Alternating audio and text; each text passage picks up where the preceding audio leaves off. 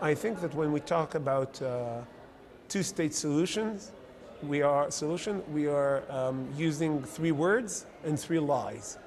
It's not two, it's not a state, it's definitely not a solution. So what's the answer? An everlasting occupation?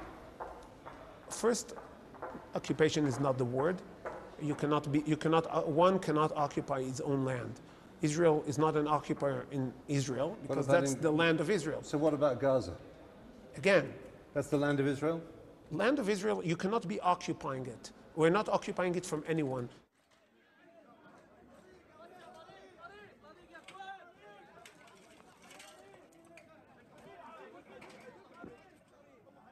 The United States of America and Britain now has the key.